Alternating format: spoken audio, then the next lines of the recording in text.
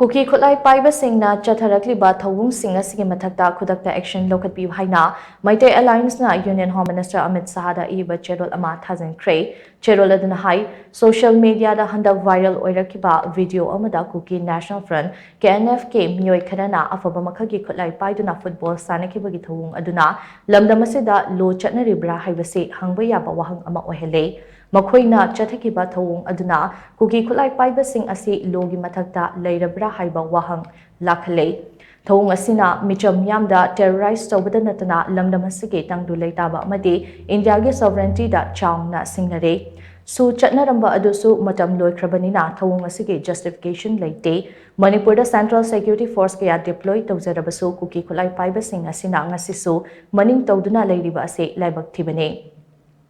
Maramaduna Government of India na Thouong Shing Asigi Mathak Loukhatpiyu action Shing Loukhatpiyu kahenba Thouong kaya Chatharakliba Kuki Khutlai Paiba Shing asi terrorist organization ni HAINA lauthokpaga loinana KNF ke mathakta akanba action Loukhatpiyu terrorist ki Thouong Chathariba Kuki organization Shing Asigi mathakta mapungfaba security operation Chathanbiyu kahenba Thouong kaya Chatharakliba fauba security force Shing na karigumba action amata paikhatpa ngamdriba asigi maram Pifam thoi amade terrorism ki Thouong Shing Asigi mayokta lenga ki oiba chak chaba khongfam adu miyamda khanghanbiyu hainasu CHEROL aduna makhatana takseli